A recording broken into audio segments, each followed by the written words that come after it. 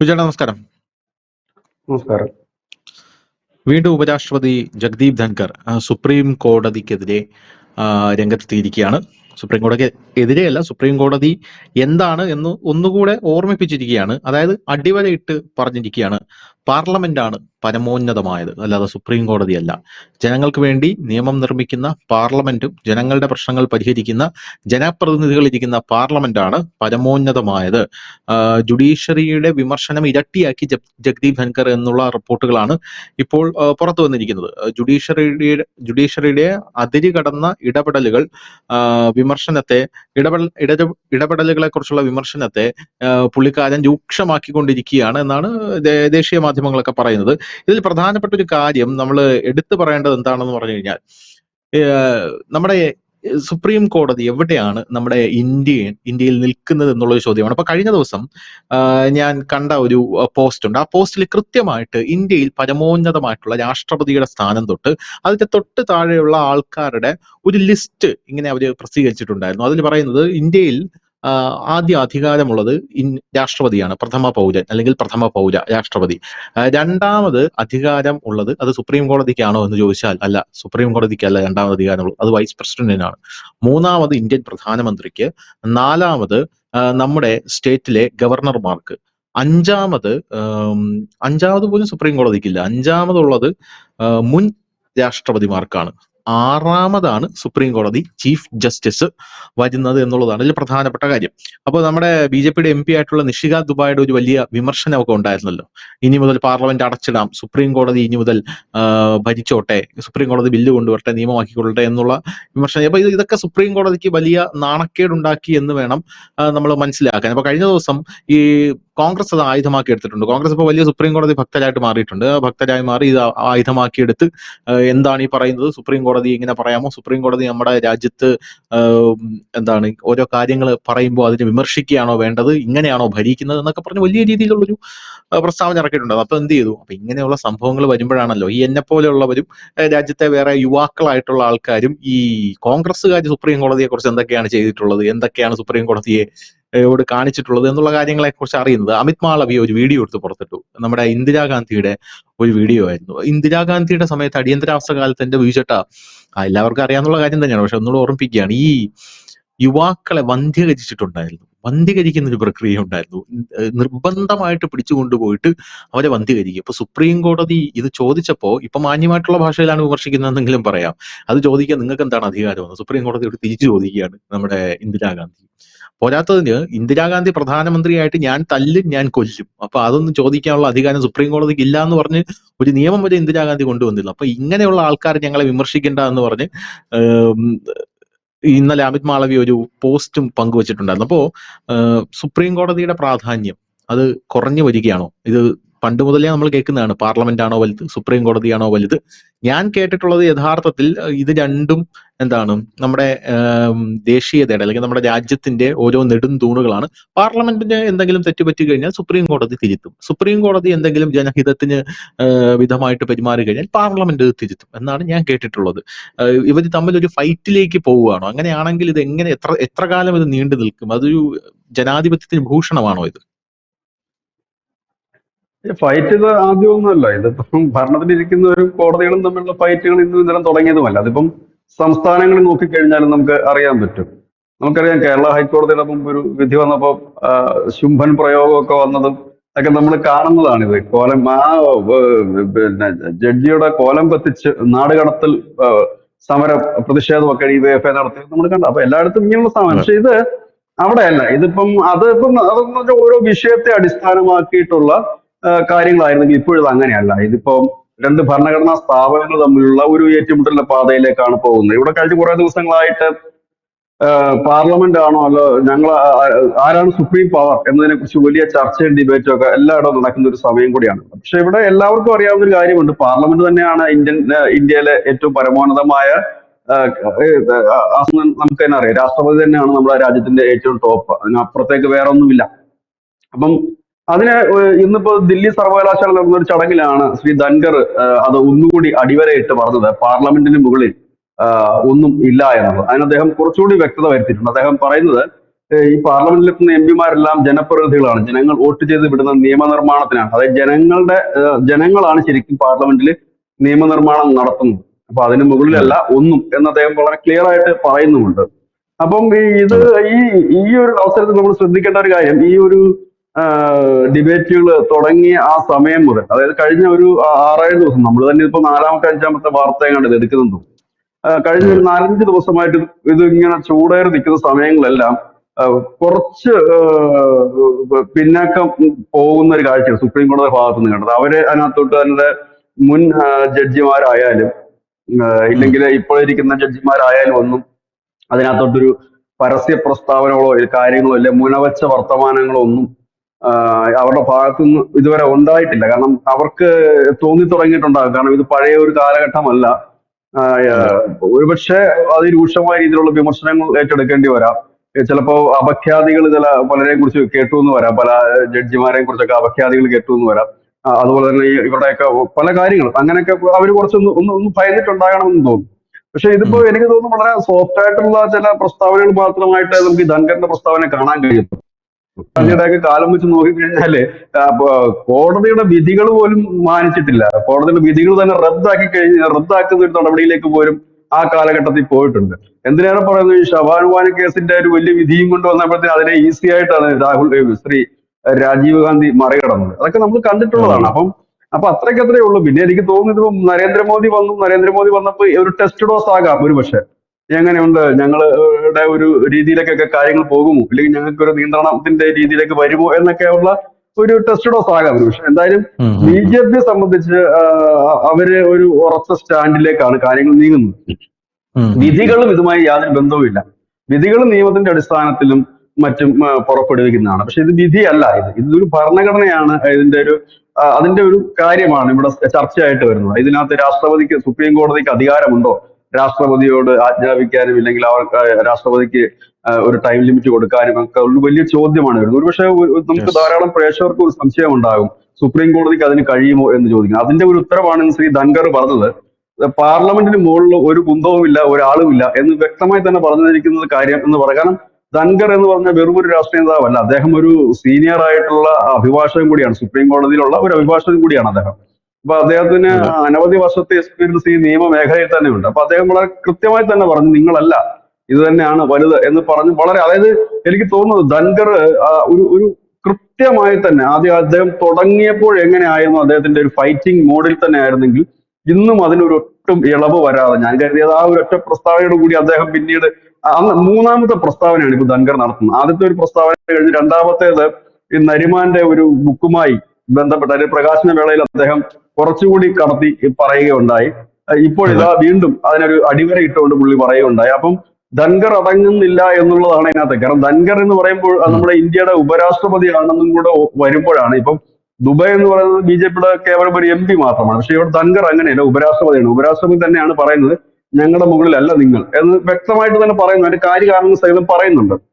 അത് ഉം. മാത്രമല്ല, പല സന്ദർഭങ്ങളിൽ ഇന്ദിരാഗാന്ധിയുടെ ഒക്കെ കാലത്ത് നടന്ന കാര്യങ്ങളൊക്കെ ഇപ്പൊ പതുക്കെ പതുക്കെ കുത്തിപ്പൊക്കാൻ തുടങ്ങി സോഷ്യൽ മീഡിയ. കാരണം ഇത് ഈ ആധുനിക ഡിജിറ്റൽ യുഗമായതുകൊണ്ട് പഴയകാല സംഭവങ്ങളൊക്കെ കുത്തിപ്പൊക്കിക്കൊണ്ട് വരുന്ന ഒരു കാഴ്ച നമ്മൾ കാണുന്നുണ്ട്. നമുക്കറിയാം, ഇപ്പൊ ധനുഷ് സൂചിപ്പിച്ച സാധനം സഞ്ജയ് ഗാന്ധി ആയിരുന്നു അതിന് ചുക്കാൻ പിടിച്ചത്. ഉം. ഇന്ദിരാഗാന്ധിയുടെ ഇളയ മകനായിരുന്നു അതിന് ചുക്കാൻ പിടിച്ചത്.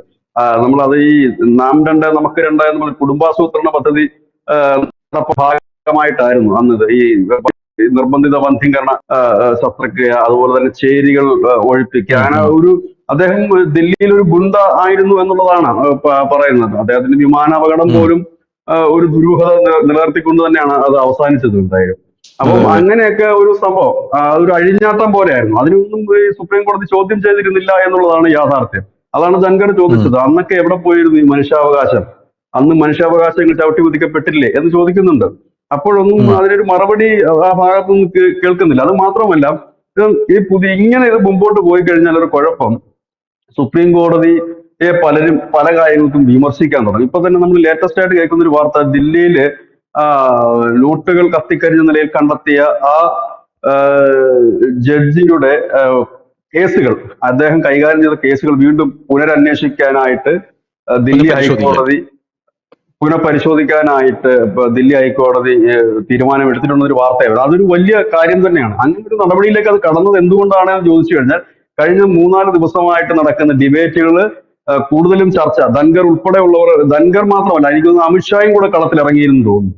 അതെ ഉണ്ടായിരുന്നു. ചോദിച്ചത് ഈ പോലീസ് അമിത്ഷാ കൂടെ കളത്തിലിറങ്ങി. അപ്പൊ അദ്ദേഹം ചോദിച്ചത് ഈ ദില്ലിയിലെ ജഡ്ജിന്റെ വീട്ടിലൊക്കെ നോട്ടുകൾ കത്തിക്കരിഞ്ഞതിൽ നിങ്ങൾ എന്ത് നടപടി എടുത്തു എന്ന് ചോദിക്കുമ്പോൾ പോലീസ് ഉദ്യോഗസ്ഥർ പറയുന്നത് അതിന് നമുക്ക് അവിടുന്ന് ഒരു കോടതിയിൽ അധികാരമില്ല. നമുക്ക് ഒരു ഇത് തരേണ്ട ഒരു സാങ്ഷൻ അധികാരമില്ല, കോടതിയാണ് നമുക്ക് സാങ്ഷൻ തരേണ്ടത് അതെ. ഇതിനെ കുറിച്ച് ചീഫ് ജസ്റ്റിസ് അന്വേഷിക്കാനും സാങ്ഷൻ കൊടുക്കണം. ചീഫ് ജസ്റ്റിസ് സാങ്ഷൻ കൊടുക്കണമെന്ന്. അത് അമിത്ഷാ പബ്ലിക്കായിട്ട് പറയുകയും ചെയ്തു. അപ്പം അതെ അതെ എന്ത് അതെ. പറ്റുന്നത്, സ്വാഭാവികമായും സുപ്രീം കോടതി ചീഫ് ജസ്റ്റിസ് അടക്കം ഒന്ന് പ്രതിക്കൂട്ടിലേക്ക് പോകുന്ന ഒരു കാഴ്ചയാണ് നമ്മൾ കണ്ടത്. കാരണം അവർക്ക് അനങ്ങാൻ വയ്യാത്ത രീതിയിലേക്ക് ഒരു ചെക്ക് വെക്കുന്ന രീതിയിലേക്കായിരുന്നു ഈ സംഭവം, ദില്ലി സംഭവം വന്നത്. മുൻകാലങ്ങളിലൊക്കെ അതെ. ആയിരുന്നെങ്കിൽ ട്രാൻസ്ഫറിൽ ഒതുങ്ങേണ്ട ഒരു സാധനമാണത്. അങ്ങനെ അദ്ദേഹത്തെ അലഹബാദ് ഹൈക്കോടതിയിലേക്ക് ട്രാൻസ്ഫർ ചെയ്യുകയും ചെയ്തു. അങ്ങനെ അങ്ങോട്ടേക്ക് ഉം ഉം. ഒതുങ്ങേണ്ട ഒരു സംഭവം ഇപ്പൊ അത് അദ്ദേഹം ഇതുവരെ കൈകാര്യം ചെയ്ത ഈ 50 കേസുകൾ പുനഃപരിശോധിക്കുമെന്ന നിലയിലേക്ക് കാര്യങ്ങൾ നീങ്ങുന്നു. അപ്പൊ അതൊക്കെ ഉം. എന്തുകൊണ്ട് വന്നത് എന്ന് ചോദിച്ചു കഴിഞ്ഞാൽ, അതിലൊരു ജഡ്ജി രാഷ്ട്രപതിക്ക് സമയപരിധി നിശ്ചയിച്ചതാണ് ഇതിലേക്കൊക്കെ നീങ്ങാനുള്ള അതെ. സാഹചര്യം എന്നുള്ളത് നമുക്കത് മനസ്സിലാക്കാൻ പറ്റും. ഇല്ലെങ്കിൽ ഉം. അദ്ദേഹം അത് പറഞ്ഞില്ലായിരുന്നുണ്ടെങ്കിൽ ഒരുപക്ഷെ പതിവ് പോലെ തന്നെ ഈ ജഡ്ജിനെ എങ്ങോട്ടെങ്കിലും സ്ഥലം മാറ്റുകയോ അല്ലെങ്കിൽ മറ്റെന്തെങ്കിലും നടപടികളിലേക്ക് പോവുകയോ വല്ലതും ഒക്കെ ആയിരുന്നു ചെയ്യേണ്ടത്. പക്ഷെ ഇപ്പം കോടതിക്ക് തന്നെ അത് എടുക്കേണ്ടി വന്നു, ഇല്ലെങ്കിൽ ആ ഒരു നടപടികളിലേക്ക് പോകേണ്ടതായിട്ട് വന്നു. അത് മാത്രവുമല്ല, ഇനി അടുത്ത ഇപ്പൊ ധൻഖർ നിരന്തരം ഇങ്ങനെ ഗോൾ അടിച്ചുകൊണ്ടേ ഇരിക്കുകയാണ്. ഇനിയിപ്പോ അടുത്തൊരു ഊഴം സുപ്രീം കോടതിയുടെയാണ്. സുപ്രീം കോടതി ഇനിയിപ്പോ കുറച്ചുകൂടെ വിജിലന്റ് ആകാനാണ് സാധ്യത. കാരണം നിർണായകമായ ഒരുപാട് വിധികൾ പറയേണ്ടതായിട്ടുണ്ട്. പ്രത്യേകിച്ച് നമ്മൾ ഇന്നലെ പറഞ്ഞതുപോലെ ബംഗാളിലെ ഈ രാഷ്ട്രപതി ഭരണത്തെ കുറിച്ചുള്ള അതിനകത്ത് സുപ്രീം കോടതി ഓരോ വരിയും ശ്രദ്ധിക്കും രാജ്യം. എന്താണ് സുപ്രീം അതെ കോടതി അതെ. ആ വിഷയത്തിൽ പറയുന്നത് എന്നുള്ളത് ശ്രദ്ധിക്കും. അപ്പോ അങ്ങനെ ഒരു സാധനം കിടക്കുന്നു. അങ്ങനെ ഒരുപാട് കാര്യങ്ങൾ ഇപ്പൊ സുപ്രീം കോടതിയുടെ പരിഗണന, വഖഫ് ബില്ല് മാത്രമല്ല ഒരുപാട് കാര്യങ്ങളുണ്ട്. അപ്പം ഇല്ലേ തന്നെ വഖഫ് ബില്ലിനെതിരെ ഒരു വിധി ഇപ്പൊ സുപ്രീം കോടതി പറഞ്ഞാൽ പോലും അതിനെ മറികടക്കാൻ ഓർഡിനൻസ് കൊണ്ട് പോലും കഴിയും എന്നുള്ളതാണ്. പിന്നീട് അത് നിയമമാക്കി മാറ്റിയാൽ മതിയല്ലോ. അത് കഴിയുമെന്നുള്ള കാര്യം സുപ്രീം കോടതിക്ക് വ്യക്തമായിട്ട് അറിയാവുന്നതാണ്.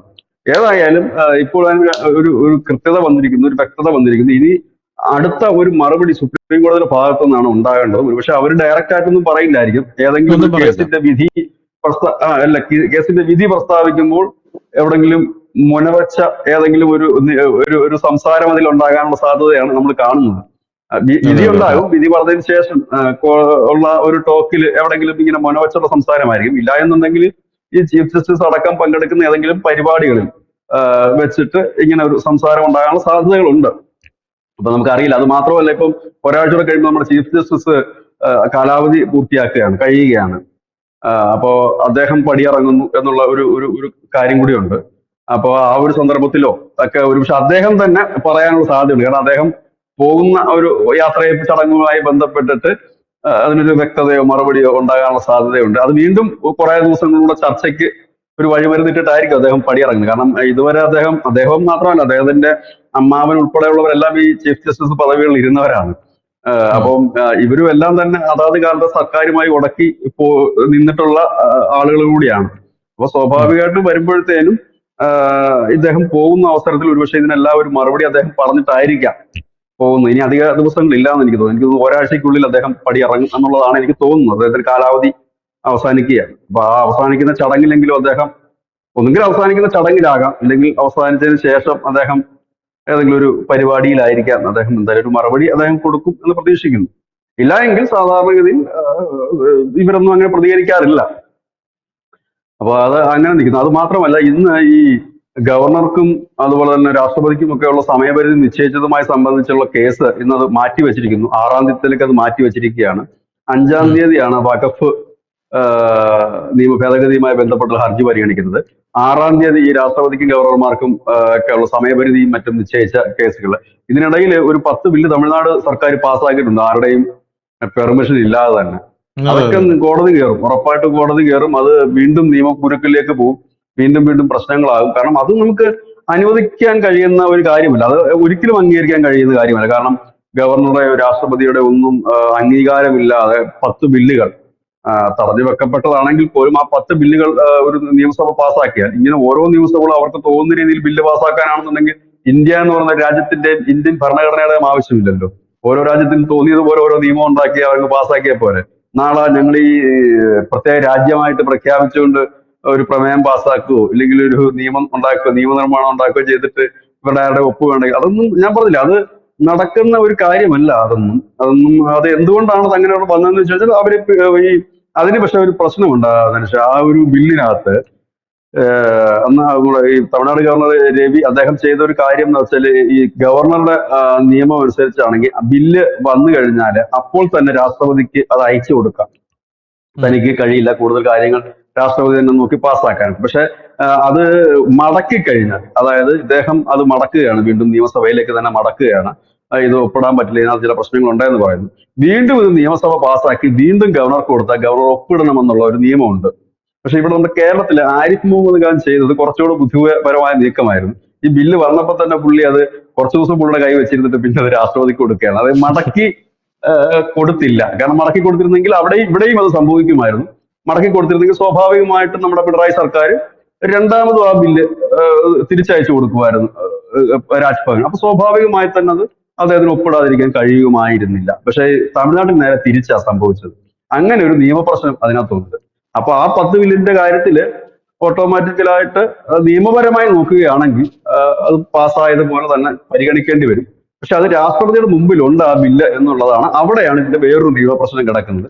അപ്പൊ രാഷ്ട്രപതിക്ക് തീരുമാനമെടുക്കാൻ സമയമില്ലേ? അപ്പൊ അവിടെയാണ് സമയപരിധി അദ്ദേഹം നിശ്ചയിച്ചു കൊടുത്തിരിക്കുന്നത്. അതാണ് ഇപ്പോഴത്തെ ഒരു ക്ലാഷിന് കാരണമായിരിക്കുന്നത്. ഏതായാലും വരും ദിവസങ്ങളിൽ ഇത് കത്തി നിൽക്കും എന്നുള്ള കാര്യം ഉറപ്പാണ്. ഇനിയിപ്പോ ഏത് വിധി വന്നാലും അത് രണ്ട് രീതിയിൽ വ്യാഖ്യാനിക്കപ്പെടും. ഒന്ന്, അത് കേന്ദ്ര സർക്കാരിന്റെ ഏതെങ്കിലും ഒരു കാര്യത്തിനെതിരെയുള്ള വിധിയാണെങ്കിൽ കേന്ദ്രത്തിനെതിരെ സുപ്രീം കോടതി ഇല്ലെങ്കിൽ കേന്ദ്രത്തെ തകർത്തുന്നോ ഇല്ലെങ്കിൽ അങ്ങനെയൊക്കെയുള്ള ക്യാപ്ഷനോടുകൂടിയുള്ള തലക്കെട്ടുകളായിരിക്കും മാധ്യമങ്ങൾ നൽകുന്നത്. മറ്റൊരു തരത്തിൽ പറഞ്ഞു കഴിഞ്ഞാല് ഇപ്പോ നേരെ തിരിച്ച് ഇപ്പൊ അനുകൂലമായിട്ടാണ് എന്ന് വരികയാണെങ്കിൽ അത് സുപ്രീം കോടതി ഭയന്നിട്ടാണ് എന്ന് എതിരാളികൾക്ക് പറയാൻ ഒരു ചാൻസും കൂടി അതിൽ ഉണ്ടെന്നുള്ള. പക്ഷെ ഈ ഒരു വിഷയത്തിൽ ഇപ്പൊ ഈ സുപ്രീം കോടതിയുടെ ഈ രാഷ്ട്രപതിക്ക് സമയം നിശ്ചയിച്ചതുമായിട്ടുള്ള ആ ഒരു വിധിയിൽ വ്യാപകമായി തന്നെ സുപ്രീം കോടതിക്കെതിരെ ഒരു പ്രതിഷേധവും ജനങ്ങൾക്ക് ഇടയിൽ തന്നെയുണ്ട്. ആ ഒരു പൾസും കൂടി മനസ്സിലാക്കിയിട്ടായിരിക്കണം ദുബൈ പോലെയുള്ള BJP-യുടെ MP-മാരൊക്കെ രംഗത്ത് ഇറങ്ങാനുണ്ടായ ഒരു സാഹചര്യം. ഒപ്പം തന്നെ അമിത്ഷാ തന്നെ നേരിട്ട് പറയുന്ന ഒരു സാഹചര്യത്തിലൊക്കെ എത്തിയത് അതുകൂടെ കൊണ്ടാണ്. കാരണം അത് ജനങ്ങളുടെ ഒരു കയ്യടി അതിന് കിട്ടിയില്ല എന്നുള്ളതാണ് അതിന്റെ ഒരുപക്ഷെ പ്രതിപക്ഷ പാർട്ടികളിൽ ഉള്ളവരുടെ കയ്യടി മാത്രമേ അതിന് ലഭിച്ചുള്ളൂ എന്നുള്ളതാണ്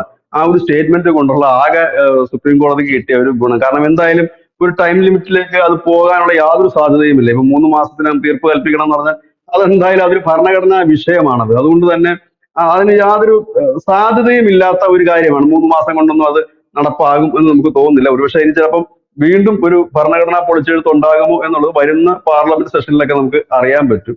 അതിനുള്ള സൂചനകളൊക്കെ തന്നെ ചിലപ്പോൾ ഒരുപക്ഷെ അടുത്ത മാസം ആദ്യത്തോടു കൂടിയൊക്കെ പറയാനുള്ള സാധ്യതയുണ്ട്. നമ്മൾ കുറച്ചുകൂടെ നിയമം കർശനമാക്കണം. കാരണം ഇതേപോലൊരു കർശനമായ നിയമം കൊണ്ടുവന്നാണ് 1977 അതിനെല്ലാത്തിനും ഒരു പരിധി നിശ്ചയിച്ചുകൊണ്ടായിരുന്നു അന്ന് ഇന്ദിരാഗാന്ധി കൊണ്ടുവന്നൊരു നിയമം. അതിനകത്ത് പിന്നെയും സുപ്രീം കോടതി ഇടപെട്ടിട്ടാണ് അത് കുറേയൊക്കെ വെട്ടിമാറ്റുകയൊക്കെ ചെയ്തിരിക്കുന്നത്. അപ്പൊ അത്രയും ഇല്ലെങ്കിൽ പോലും ചില കാര്യങ്ങളൊക്കെ വരും. ഒരുപക്ഷെ കൊളീജിയം വീണ്ടും ചർച്ചയായി വരാൻ സാധ്യതയുണ്ട്. അത് ചർച്ചയായി വന്നു കഴിഞ്ഞാൽ അതൊരു വലിയ ഫൈറ്റിലേക്ക് തന്നെ പോകാനുള്ള സാധ്യതയുണ്ട്. അതിനൊരു ഒരു നിമിത്തം ഒരുപക്ഷെ ഇതായി മാറാൻ സാധ്യതയുണ്ട്. Thank you ബിജേട്ടാ.